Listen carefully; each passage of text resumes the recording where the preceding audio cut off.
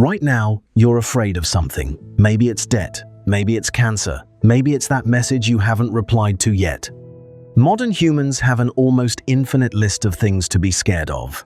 But here's what's strange. Almost none of your fears would make sense to someone who lived 50,000 years ago.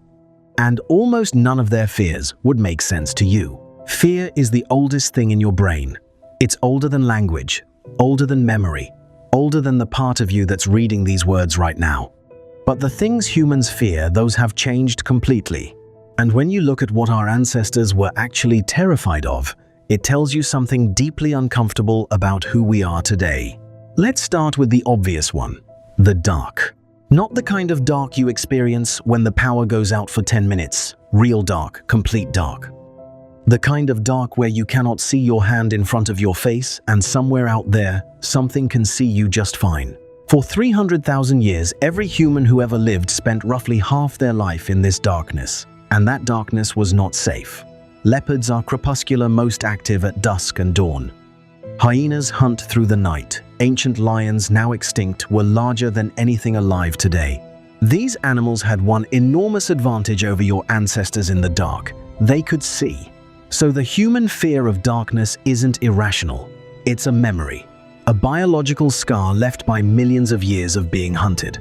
Here's the proof. In 2011, researchers at the University of Virginia studied fear responses in children across 13 different countries, different cultures, different languages, different religions. The number one fear in every single country? Darkness. Not poverty, not violence, not death. Darkness. A child who has never been harmed by the dark, who has never even heard a predator, is still terrified of it because that fear is not learned, it's inherited. Your ancestors feared the dark because the dark killed them, and that fear is still sitting inside you right now, waiting for the lights to go out. But darkness was just the beginning, because there was something else out there in the night, something your ancestors had absolutely no way to explain: the sky. We look at a solar eclipse today and we know exactly what's happening. The moon passes between the Earth and the sun, blocking the light for a few minutes. It's beautiful. People drive hundreds of miles to watch it. For ancient humans, it was the end of the world. Imagine living in a world where the sun is the most reliable thing that exists. Every single day of your life, without exception, it rises. It gives light, warmth, crops, safety. And then, one morning, in the middle of the day, it starts to disappear. It gets cold, birds go silent, the sky turns an impossible color, and the sun, the thing that has never failed, goes dark. There was no framework for this, no explanation, just the terrifying conclusion that something had gone horribly, catastrophically wrong. Across cultures that had zero contact with each other, China, Egypt, the Americas, ancient Greece, the response to eclipses was almost identical. Screaming, drums, weapons fired into the sky, desperate rituals to bring the sun back. The Incas believed a jaguar was eating the sun. Ancient Chinese texts record officials being executed for failing to predict an eclipse and therefore failing to protect the emperor from the omen.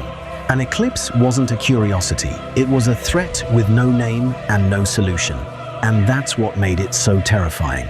Because the deepest human fear has never really been about the dark, or predators, or even death.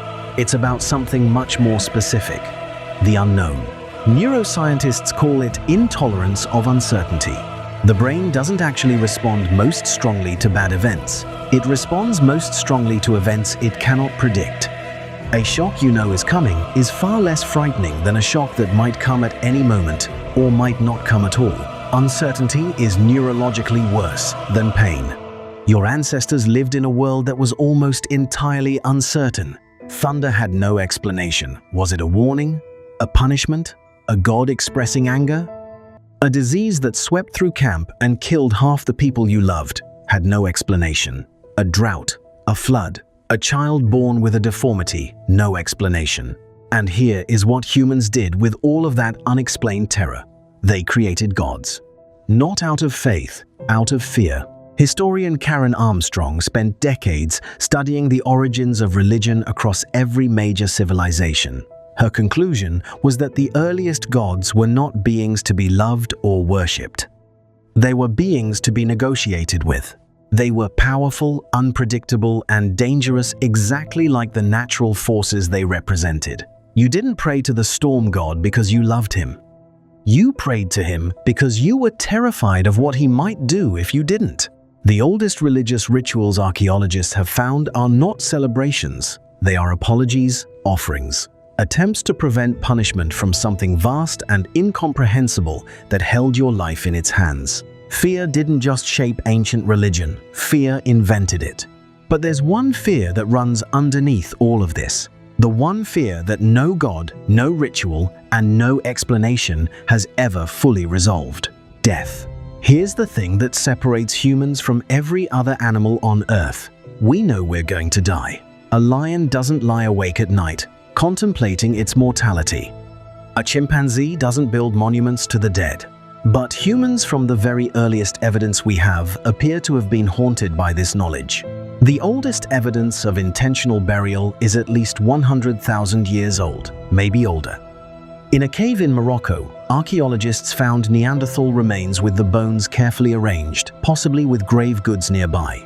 In Israel, bodies buried with flowers, though that remains disputed. In Spain, a site called Atapuerca, where 500,000-year-old human remains appear to have been deliberately placed in a pit deep underground, far from where anyone lived or died. Why would you carry a dead body deep into a cave? Why would you bury someone with their tools and food? Because you couldn't accept that they were just gone. Psychologists call this terror management theory. The awareness of death creates an existential terror so overwhelming that the human brain cannot function normally if it's held in full view. So we suppress it. We create meaning systems, religions, legacies, children, monuments, anything that makes us feel like death isn't the end, or at least that our life mattered before it arrived.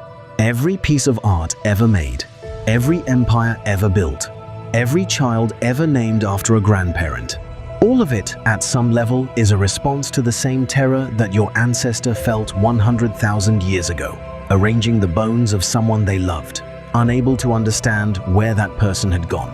So here's the uncomfortable part. We like to think that modern humans are less afraid than our ancestors. We've explained the eclipse. We've mapped the predators. We've built lights so powerful that some cities no longer experience true darkness at all. But fear didn't go away. It adapted. The specific things changed. The mechanism didn't. That same ancient circuitry, the one that made your ancestor freeze at a sound in the dark, that made them scream at an eclipse, that made them arrange the bones of their dead with trembling hands, that circuitry is still running in your brain right now.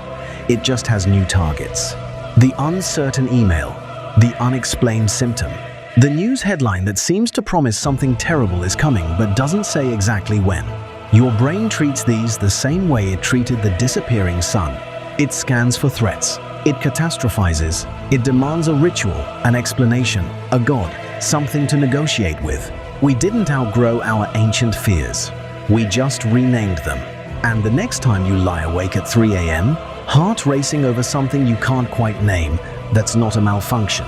That's 300,000 years of survival sitting inside your chest, doing exactly what it was built to do, keeping you alive, even when there's nothing out there anymore.